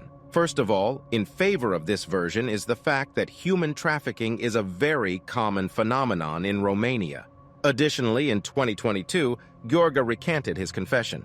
He confirmed that he kidnapped and mistreated Alexandra and Luisa, but then handed them over to a local criminal boss who sent the girls to a brothel in Turkey. The police allegedly protect this boss, so they tortured Gheorghe and forced him to take the blame for the murder, and they planted Alexandra's teeth themselves. The man's story seems far-fetched if it weren't for some facts. It's unclear why George didn't immediately try to dispose of Alexandra's body, knowing that she had called the police from his phone. Instead of that, he slowly cremated her body for a long 8 hours. Moreover, the burning of an entire human body should produce a very unpleasant smell and smoke. However, the man's neighbors didn't notice any smoke, smell, or anything unusual. The way Gheorghe behaved during the abductions shows that he knew step by step how to act. He knew how to select victims of a specific appearance, and the act of abduction itself seemed standardized. The series of potential crimes was only interrupted when Alexandra pulled him out of this familiar routine by calling the police. Furthermore, investigators speculated that Gheorghe might have had accomplices. The point is, right after the girls' disappearances, unknown individuals called both families several times, assuring them that the girls were all right. At least 2 of these calls were made by Gheorghe, but Alexandra's mother and Luisa's grandfather are convinced that 2 people were calling them. This argument that Gheorghe might have had accomplices prompted not only Romanian police, but also the FBI, Eurojust, and Italy's main anti-mafia agency to get involved in the investigation. Additionally, it seemed to the relatives that the prosecution intentionally prolonged the case. In particular, the prosecutor received video material that indicated Gheorghe's car was connected to Luisa's abduction, but the prosecutor never summoned him for questioning or ordered a search of his car or home. After Alexandra's disappearance until July 27th, he didn't share the surveillance camera footage, which captured Gheorghe's car. Even then, he only showed them a single frame from the video, where the car's license plate wasn't visible. Also, on July 27th, after searching the man's house, another accuser not only claimed that Alexandra was killed on that night, but also that strangulation was the cause of her death. However, how could he know this without the victim's body? Gheorghe hadn't made a confession yet. And finally, the most intriguing argument in favor of the possibility that the man might have been involved in human trafficking is that his daughter, Daniela Dinky, assured investigators and the media that she wanted nothing to do with her father and didn't communicate with him. But it turned out to be a lie. She did communicate with her father, and she has a criminal record herself. A few years ago, she was accused of connections to human trafficking networks. Following this, another revelation came in the story. Gheorghe Dinka's son, Dan, was once involved in a group assault and escaped punishment only due to his father's intervention. Allegedly, Gheorghe had connections within the police and the prosecutor's office. The victim was persuaded to withdraw her statement and the case was kept confidential. Equally important in this case is the question of whether Gheorghe's list of victims could be longer. 2 girls were abducted under similar circumstances when trying to hitchhike, and they resembled each other in appearance. This points to a characteristic modus operandi of the criminal, relying on chance and showing an interest in a specific type of appearance. The man's inclination to commit crimes might partly be explained by his suffering from antisocial personality disorder. This condition is characterized by a constant pursuit of pleasure and satisfaction, as well as a lack of empathy, respect for the feelings, needs, or suffering of others, and a lack of remorse after offending or causing harm to another person. Some individuals suffering from this condition cannot form close relationships and use dominance and intimidation to control others. In this context, all the elements of the puzzle come together to form a coherent picture, but what's surprising is Gheorghe's age, 66 years old. Criminals with a similar diagnosis usually evolve into violent killers during their youth. This disorder remains with a person throughout their life and doesn't appear and then diminish like other mental disorders. In other words, it's rare for a man to suddenly kill 2 girls with a 2-month gap at the age of 66. Gheorghe most likely committed other heinous crimes in the past. It's unlikely that Alexandra and Louise were his only victims. Very unlikely. Gheorghe was charged with human trafficking, trafficking of minors, 2 cases of assault, 2 murders, and 2 cases of desecration of bodies. But he wasn't planning on surrendering so easily. Dubbed the Caracal Monster, he attempted to sue Romania in the European Court of Human Rights, pointing to a lack of evidence and claiming that he was treated unfairly during his arrest. He fought for a long time, but ultimately lost. On September 23rd, the 69-year-old Gheorghe was sentenced to the maximum possible punishment, 30 years of imprisonment. The thing is, for all the charges brought against him, he should have received 108 years in prison. But for individuals over the age of 65, the maximum punishment is considered to be 30 years. He is also obligated to pay compensation of 700,000 euros to the victim's relatives. The neighbor of the man, Stefan Repeziano, was sentenced to 7 years in prison for his involvement in the violence. In March 2023, Gheorghe once again caught the public's attention by declaring that he had repented and found God. He stated that he was able to forget and leave behind the entire ordeal. In contrast to him, the victim's relatives will never be able to forget what happened.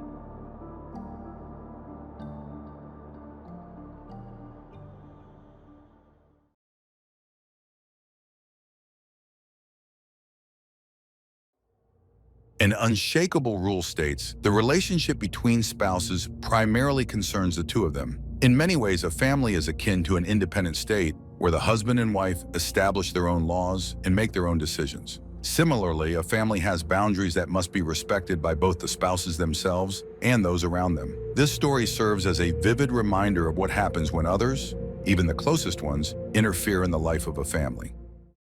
Joey Crouch and Chad Hattenbrunn were introduced to each other by mutual friends.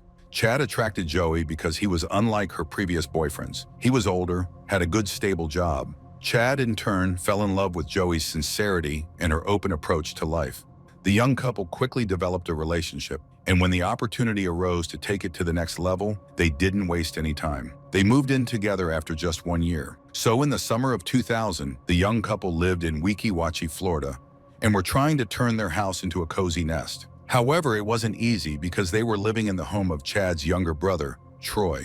The brothers were very close and had a strong bond, but Troy clearly wasn't thrilled about Joey. Although she was pleasant to talk to and made an effort to befriend him, something about her irritated him from the very beginning. As it soon turned out, Troy wasn't the only family member who felt that way. After a few months of dating, it was time for the couple to introduce each other to their families. The meeting turned out to be rather awkward. Troy's unfriendliness was already known, but the attitude of Chad's parents, Brett and Patricia, surprised Joey's relatives. Chad's mother, Patricia, turned out to be an extremely shy person, so much so that it was nearly impossible to get a word out of her.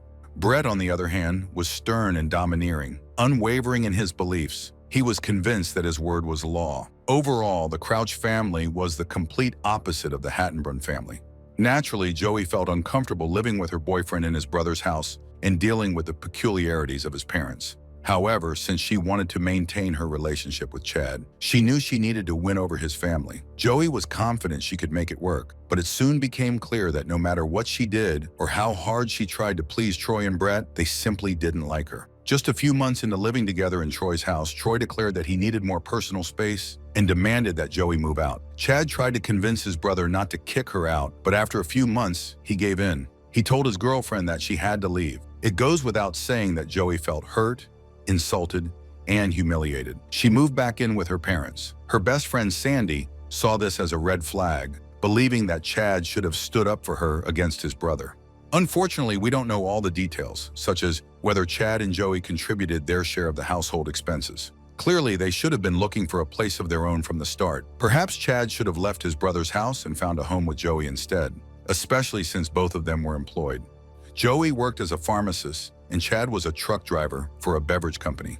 Be that as it may, Joey moved back in with her parents, while Chad stayed with his brother. Only a few weeks later did he realize he had made a mistake. He went to Joey to ask for forgiveness and, as an apology, proposed to her. Joey had always dreamed of having a family, a husband, and children. She loved Chad and joyfully said yes. On November 5th, 2005, Joey and Chad's wedding ceremony took place. It seemed to be a long-awaited day for both of them. They were both happy and excited about their wedding.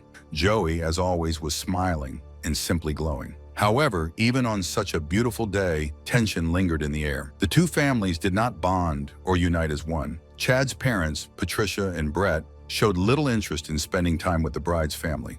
They kept their distance throughout the evening, which annoyed not only Joey and her family, but also friends who couldn't help but notice the strained atmosphere. This time, however, the source of tension and disapproval wasn't solely the Hattenburn family. Joey's brother Jeff, her father's son from his first marriage, was also a point of contention. Jeff was considered the black sheep of the family. He had been arrested over a dozen times, including charges of domestic violence. Every time he got into trouble, Jeff turned to their father for help, which annoyed Joey immensely. More significantly, Jeff had been implicated in 2 murder investigations. In one, he barely drew police interest, but in the other, he was a suspect. His ex-wife was found strangled on a deserted beach, and Jeff was suspected of her murder. Ultimately, the police dropped their suspicions. The charges were dismissed, and the case remained unsolved. However, it was unclear whether the authorities were convinced of his innocence or simply lacked evidence to prosecute him. Regardless, his relationship with Joey had deteriorated in recent years, though they had been very close as children. Perhaps he no longer felt like part of the family. Fortunately, despite the palpable tension in the air, Joey and Chad's wedding ceremony went off without any scandals.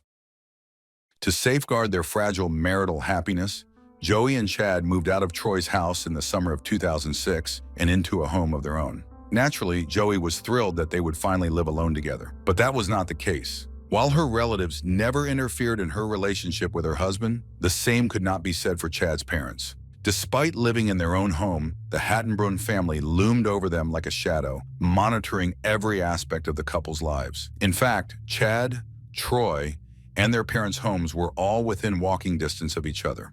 Moreover, Chad's brothers and father had helped build the homes together. As a result, the young couple was never truly on their own. Brett, Chad's father, often dropped by unannounced, and worse, without knocking. Joey disliked this intrusion but tolerated Brett for the sake of keeping peace in the family.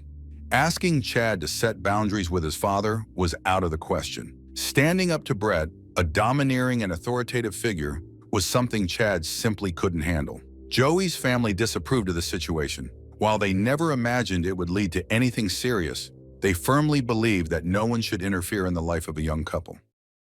Keeping peace in the family became even more critical when, in 2007, Chad and Joey announced to their loved ones that they were expecting a child. Everyone was thrilled by the news, including Chad's parents, especially after it was revealed the couple was having a boy. However, with the birth of their son, the life of the young parents lost its idyllic glow. Both Chad and Joey deeply loved their son and genuinely cared for him, but the challenges of raising a newborn tested their marriage. They adjusted their work schedules to ensure someone was always home with the baby. When one returned from work, the other would leave. On the rare weekends when Chad could have spent time with his family, Brett demanded that he help with ongoing construction projects. As a result, Joey hardly ever saw her husband. She felt lonely, as though she had become a single mother. The constant absence of her spouse drove a wedge into their relationship. Chad became increasingly distant, spending most of his time either at work or with his father and brother. Joey's loneliness and the growing sense that she was no longer wanted by her husband eventually drove her to take a step she never would have imagined possible. In September 2011, when their son was 3 years old, Joey's despair reached its breaking point. She began communicating with a man online, someone who gave her the attention she had become unaccustomed to. Their conversations turned into something more, but as she told her friend Sandy, they only spoke on the phone and never met in person. Sandy suggested that Joey should honestly share her feelings with Chad, tell him about her fears that he no longer loved her the way he once did, and how she felt unwanted. However, Chad was already aware of her communication with the other man. He noticed that Joey had stopped putting her phone down. Taking the opportunity, he grabbed her phone and saw that she had been exchanging messages with someone. Joey assured him that they were just talking, but this did little to reassure Chad. Feeling unsettled, he decided to seek support from the last person he would have expected, his father, Brett. Brett, who had never been particularly fond of his daughter-in-law, coldly remarked that this was exactly what he had expected from Joey.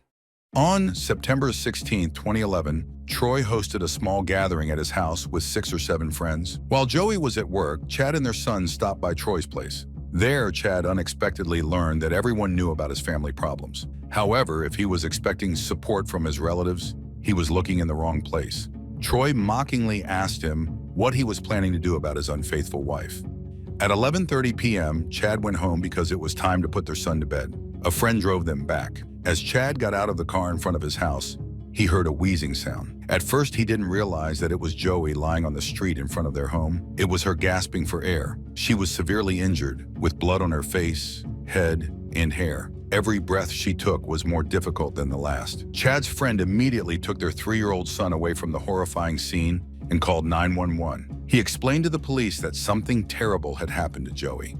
She was covered in blood and struggling to breathe. While his friend was on the phone with the police, Chad called Joey's mother and his own father. He couldn't tell them what had happened because he didn't know the full extent himself, but he wanted them to come as soon as possible. Police and paramedics arrived just a few minutes after the call. An ambulance rushed Joey to the hospital. She was still clinging to life. The doctors reported that Joey had suffered a severe head injury caused by a blow with some heavy object. In other words, she had been brutally beaten and her life hung by a thread. The entire family prayed for her, hoping that she would recover, but that didn't happen. The next morning, the severity of the injuries left her with no chance of survival. Her mother, Carolyn Crouch, and her husband, Chad, made the decision to withdraw her from life support. None of her family members had the strength to witness her in such a state, and when she passed away in the hospital, no one was by her side. She died surrounded only by medical staff at the age of 30. After conducting the autopsy, the forensic expert confirmed the conclusion that Joey had been beaten. The killer had inflicted over 10 blows to the back of her head, leaving her with virtually no chance of survival. Based on the nature of the injuries, the police suspected that the crime had been committed by someone who knew Joey and was likely enraged, possibly acting in a state of emotional distress. As usual, the investigation began with questioning family members, friends, and neighbors of the victim. Joey's close friend Sandy recalled a conversation with Chad that took place just a week before Joey's murder. Chad had approached her on the street, looking very upset. He claimed that Joey was cheating on him and asked Sandy to tell him what she knew. Sandy was unaware that Joey had already confided in him, so she replied that she didn't know anything about it. However, Chad's response did not calm down, and he became furious. When the investigators learned about this, they immediately focused on Chad. They asked Troy whether he could confirm his brother's alibi. Troy stated that he and Chad had been together the entire evening and that they hadn't gone anywhere. However, since Troy and Chad were brothers, the investigators were unsure if they could trust their statements, as they might be covering for each other. The brothers were asked to undergo a stress analyzer test, one of the types of lie detector tests. Troy's test showed that he was telling the truth. After this, the investigators shifted their focus from Chad's family to one of Joey's relatives, her half-brother Jeff. Chad told the police that Joey did not get along with her brother. They had communicated well during childhood, but over time, something had changed. The young man constantly got into trouble, and whenever it happened, he would rush to his father for help. 5 years ago, during a family Thanksgiving dinner, Joey's brother lost control, went off the rails, and ruined the celebration for everyone. Joey had stood up for her relatives, demanding that he calm down. In response, he said, "You know, you're on my list." The statement sounded threatening. It is unknown how Joey took it, but her husband prohibited her from seeing her brother and kept their young son from having contact with him. The detectives traveled to the neighboring district where Joey's brother lived. Jeff behaved openly, spoke candidly with the detectives, and provided a detailed account of what he had been doing that evening. He did not appear suspicious. The investigators realized that he was not involved in the crime and knew nothing about his sister's life or what she had been doing. Despite their differences, he loved her and was deeply angry and saddened by her death. He was quickly removed from the list of suspects. Returning to the starting point of their investigation without any new leads, the detectives pondered who might have wanted to settle scores with Joey. They had already spoken to all her relatives and close friends, and all of them were eager to help with the investigation. At this point, the detectives realized they had not paid enough attention to Brett, Chad, and Troy's father. the powerful and stern head of the Hattenbrand clan, who, according to Joey's relatives and friends, wasn't particularly warm towards his daughter-in-law. While the detectives didn't suspect the man of anything, they invited him for questioning to cover all their bases. It was possible that he had a reason for disliking Joey, and it would be helpful to learn about it. Brett claimed that he had spent the entire evening at home. He said that late at night Chad called him to say that something had happened to Joey and asked him to come over. Brett quickly threw on the first clothes he found and drove to his son's house. By the time he arrived, the police were already working at the crime scene. However, the neighbors told a different story. They had seen Brett near the house of Chad and Joey shortly before the murder. When the detectives confronted Brett with this information, his testimony changed. He now remembered that he had gone outside that evening and noticed a strange car parked near his son's house with its headlights on. According to him, he grabbed his rifle, got into his car, and drove toward the suspicious vehicle. He claimed that he scared the driver away, who then drove off. The detectives might have believed him if he had said, for example, that he had gone to a store and simply forgotten the details after all the shocking events. But forgetting about seeing a suspicious car so close to the time of his daughter-in-law's murder, they found this hard to believe. The detectives were certain that Brett was fabricating a possible scenario to explain his presence near Joey's house that night. While Brett was very inventive with his story, it didn't save him. He became the prime suspect in the police investigation. They asked him to undergo a polygraph test, and he failed. The detectives' suspicions grew, but there was still not enough evidence to make an arrest. The detectives attempted to gain Chad's support. They openly told him that they suspected Brett of the murder. Chad didn't deny that his father had a difficult character and could sometimes have outbursts of uncontrollable anger, but he was convinced that Brett would never have gone so far as to kill his daughter-in-law. However, Chad agreed to call his father and try to talk to him. The detective turned on the recorder and Chad dialed Brett's number. He started by asking Brett about the suspicious car he had seen near Chad's house. Brett explained that he hadn't mentioned it earlier because he had resolved the issue on his own. Chad then asked why Brett had failed the polygraph test. Brett responded that he had been beaten by the police, which caused his mind to become clouded. Chad couldn't hold back any longer and directly asked his father to tell him the truth if he had killed his wife. He tried to appeal to Brett's emotions, but Brett didn't fall for the bait and continued to deny everything. There was still hope to find compromising evidence in the suspect's home. The detectives obtained a warrant to search Brett's house. When they knocked on the door, Brett cracked it open just slightly, but enough to throw a Molotov cocktail at the detective's feet. After that, he flung the door wide open and fired at the police, not with a firearm, but with a pneumatic hammer connected to an air compressor. The large nails shooting out under 9 atmospheres of pressure were as dangerous as bullets.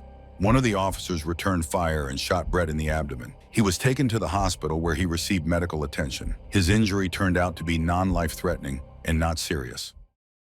On September 27, 2011, 11 days after Joey's murder, detectives interrogated Brett again.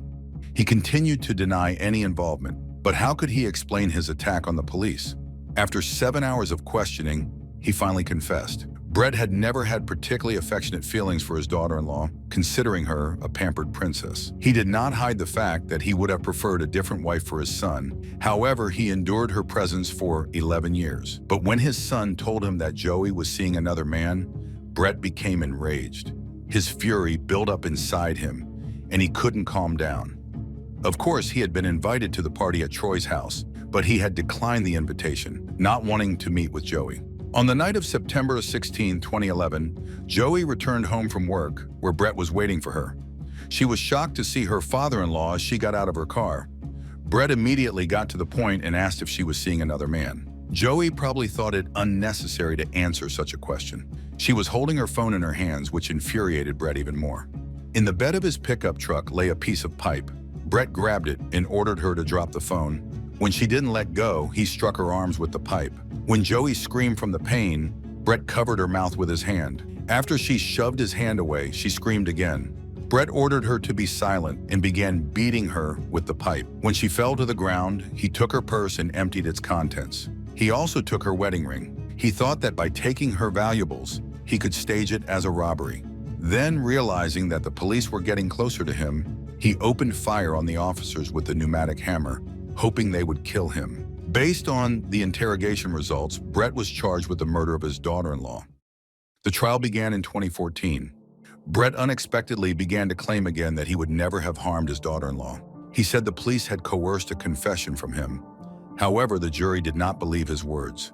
On March 25, 2014, 63-year-old Brett was found guilty of second-degree murder and 9 other serious crimes. He was sentenced to life imprisonment for the murder and an additional 105 years for 6 counts of charges, including assaulting police officers. Joey's mother, Carolyn Crouch, stated that she would never forgive or forget what he had done. She told her daughter's killer that no one would miss him. 4 years later, Brett died in prison from natural causes. Investigators concluded that Chad, Troy, and their mother Patricia had no connection to Joey's murder. Although it's hard to dismiss the persistent question, if Chad hadn't aired his family's dirty laundry and told his father about their marital troubles, perhaps Joey would still be alive today. After all, Brett had tolerated his son's choice for 11 years. The girl had given him a grandson whom he loved unconditionally. If the young family had been able to set boundaries in time, they could have reconciled, lived happily, and raised their son.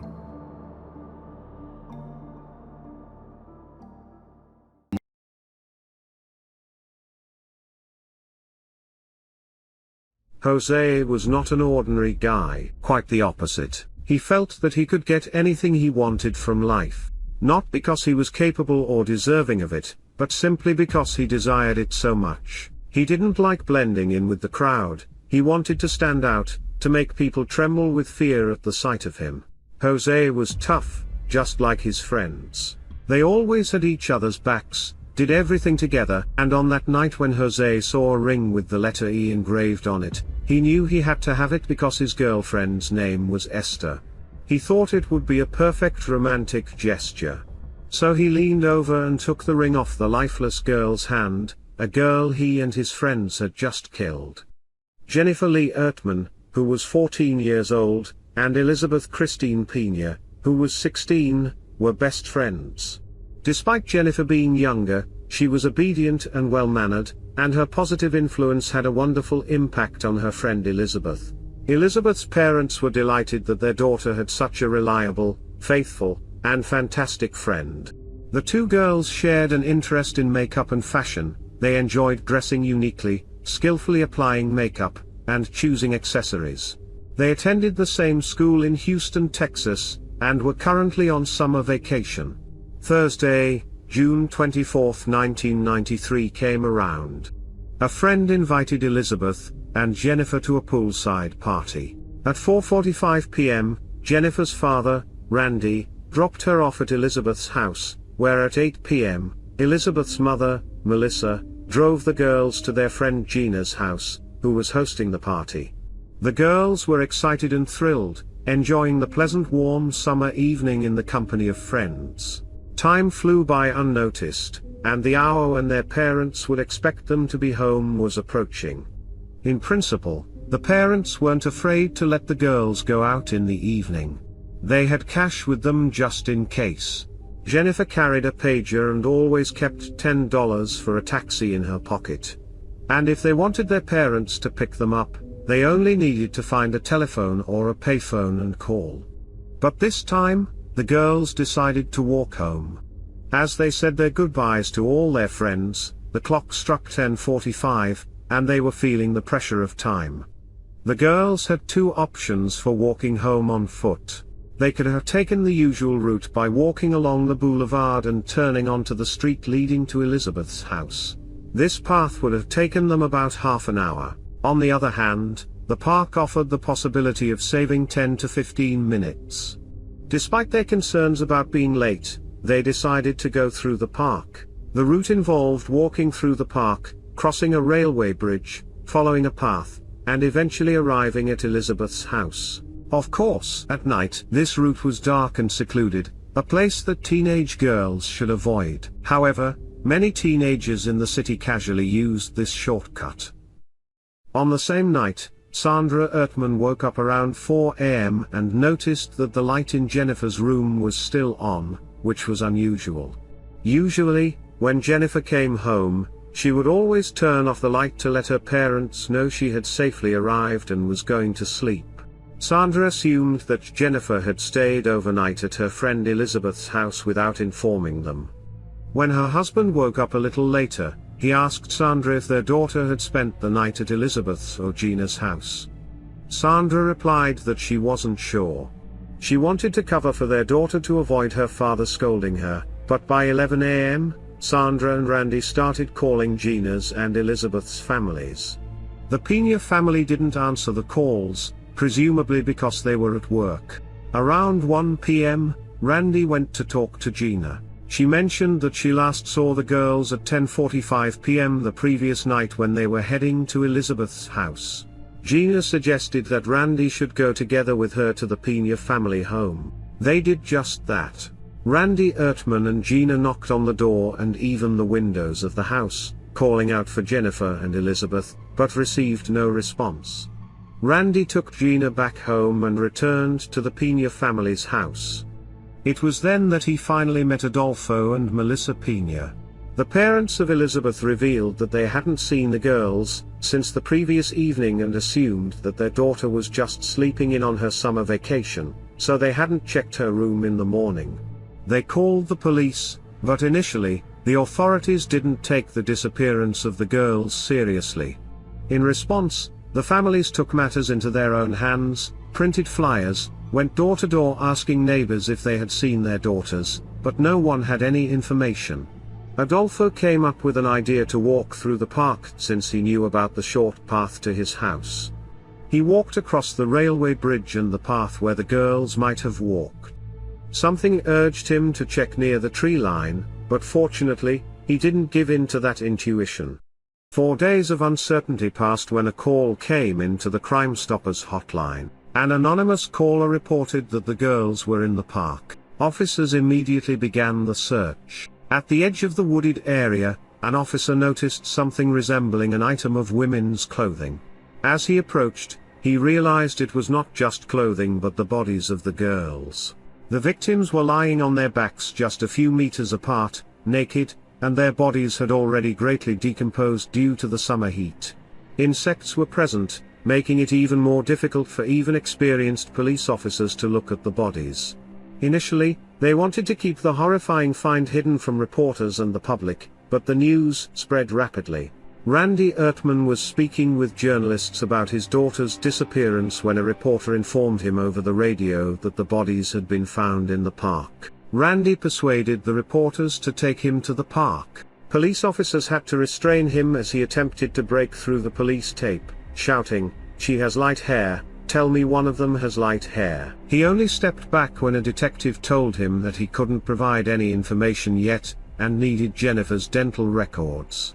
It was then that Randy understood the officers were trying to shield him from the sight of the bodies, an image he would never be able to forget.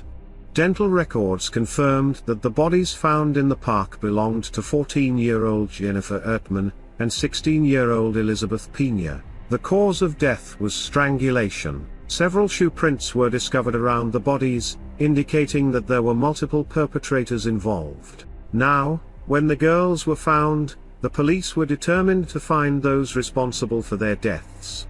Although it was assumed that the call to Crime Stoppers could be entirely anonymous, the police traced it back. The call led them to the home of the Kent family. The homeowner, Joe Kent, admitted to making the call. He listed several names and claimed that these individuals were the ones who killed the girls. Among them was his own brother, Peter Kent. The police searched Peter's room and found jewelry belonging to the girls, which confirmed Joe's statement. But what exactly happened that night? So, Jennifer and Elizabeth decided to take a shortcut through the park because they had promised their parents to return before the designated time. It was around 11 o'clock, and the park was not a particularly safe place for two young girls at that time. Nevertheless, they walked through the park and encountered two young men. The guys' names were Frank and Roman Sandoval. They didn't say anything to the girls, didn't attempt to harass, shout, or whistle at them. They simply passed by. It would have been wonderful if they had told Jennifer and Elizabeth about the gang meeting taking place in the park and advised them to turn around and go in a different direction. That would have saved them. However, the brothers just walked past. Soon after, they heard a woman's scream. Did they realize what was happening? Yes, of course. They did. But they didn't do anything. They just left. The twin brothers, Frank and Roman, had just attended a ceremony for initiating a new gang member, which was held in the park. 6 young people aged between 14 and 18 took part in the ceremony. Essentially, they were all teenagers. The participants included 18-year-olds Jose Medine, Derek Sean O'Brien, and Peter Kentua, as well as 17-year-old Efren Perez and 14-year-old Venancio Medine, the younger brother of Jose. The new 17-year-old gang member whose initiation was taking place was named Raul Villarreal. So, besides the Sandoval brothers, the 6 teenagers gathered in the park to initiate the new gang member. The initiation was quite peculiar. Raul had to fight with each of the guys for 5 minutes. He didn't succeed entirely, but they accepted him nonetheless. After the formal part, if you can call it that, the guys stayed in the park, drinking and chatting. Suddenly, Frank Sandoval had an uneasy feeling, and insisted that he and his brother leave. Following the twins, 18-year-old Jose Medine and his 14-year-old brother were about to leave when suddenly Jose noticed Elizabeth. He attempted to grab her chest, but she pushed his hand away and wanted to continue walking. However, this was not part of Jose's plans. He said, "No, little girl, where do you think you're going?" and put his hand around her neck, dragging her down a small slope. Jennifer was walking slightly ahead and had already passed the spot where the gang's initiation was taking place. She had every chance to escape and save herself, but upon hearing Elizabeth's cries, she rushed to help her. Not many would have intervened in such a situation, but Jennifer acted exactly like that. She saw only Jose and thought that she and Elizabeth could handle one guy together, giving her a real chance to save her friend.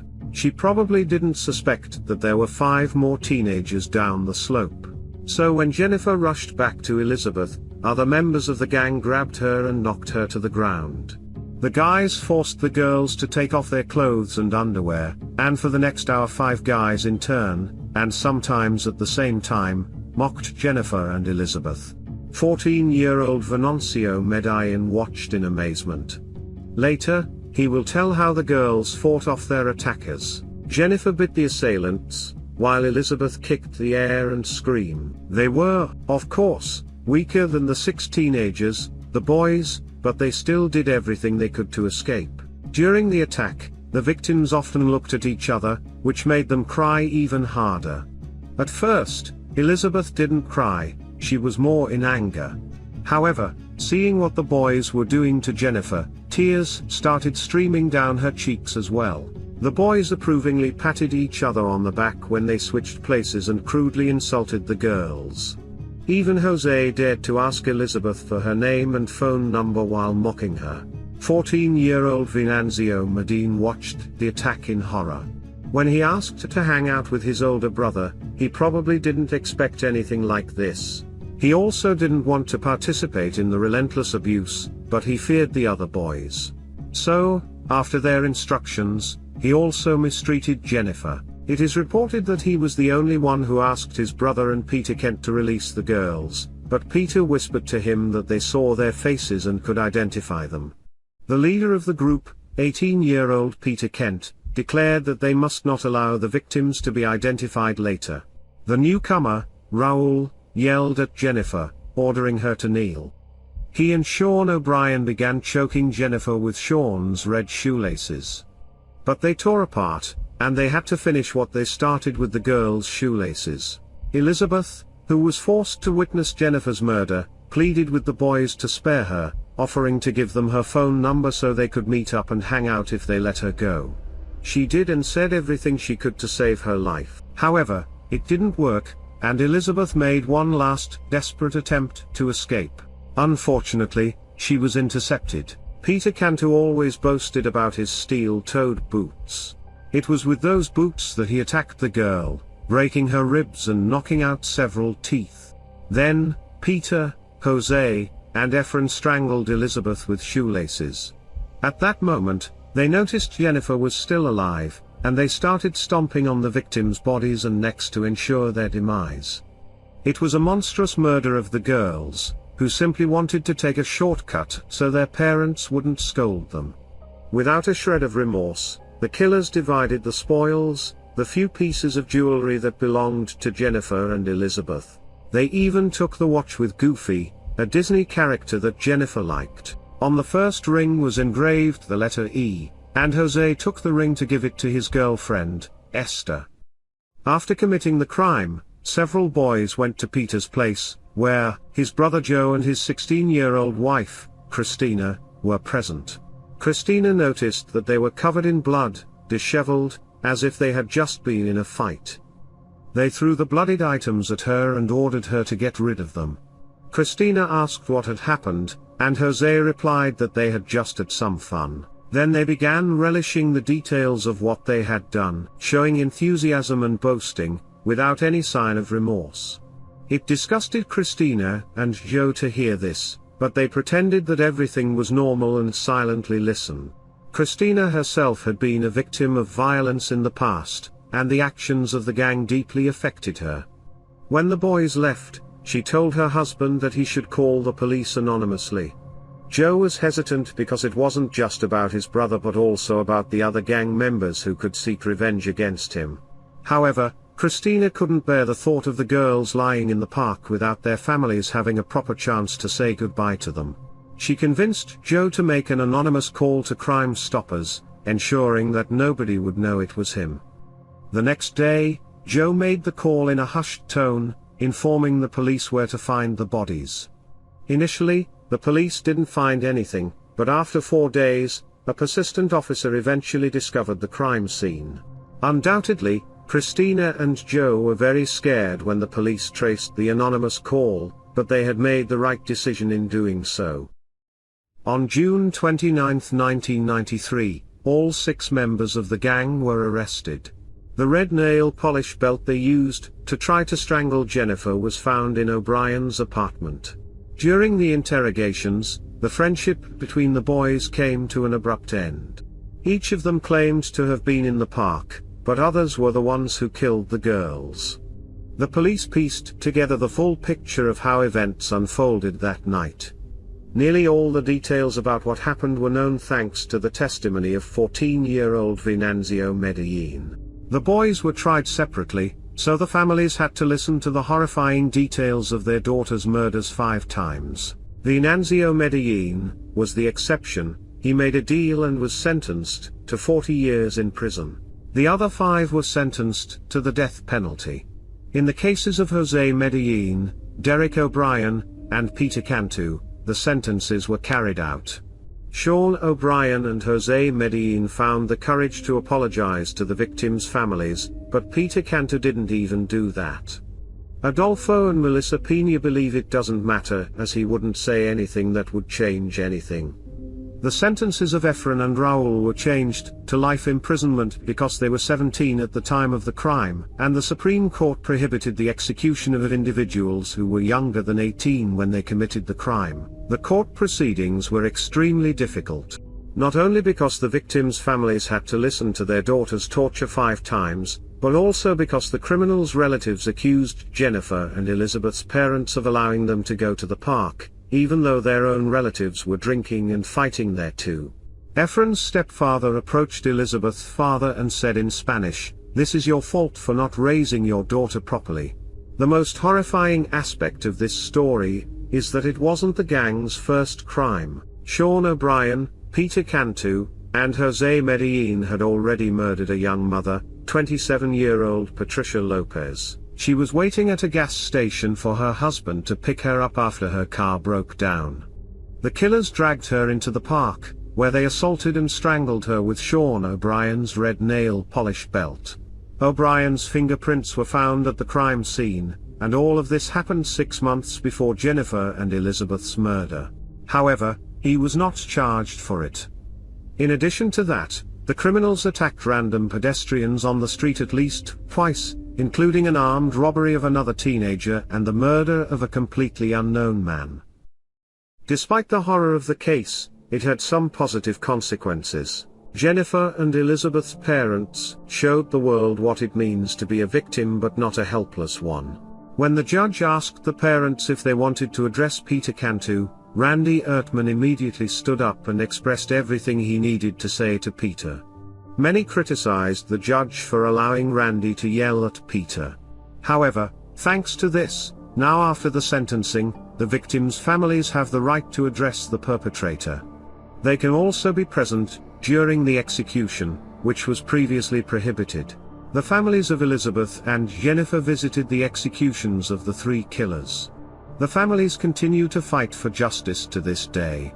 All 6 convicts appealed their sentences. Venanzio was denied parole 5 times, and each time the families met with the judges to prevent his release. Randy said, "I want this man to sit in jail for the rest of his life. I want this piece of crap to die in jail, and I will do everything in my power to keep him in jail. Do you want him as your neighbor? Do you want him living next to you?" Jennifer and Elizabeth had no choice. He had a choice. He could have walked away, but he didn't. Unfortunately, after his daughter's murder, Randy tried to find solace at the bottom of a bottle. But after 5 years, he pulled himself together, quit drinking, and started the path of healing. He and his wife moved away because everything in their hometown reminded them of their daughter. In 2014, at the age of 61, Randy Ertman passed away from lung cancer. Jennifer was his only daughter, and he fought not only for her but for the other victims as well. Thanks to him, other victims' families now have more rights and opportunities.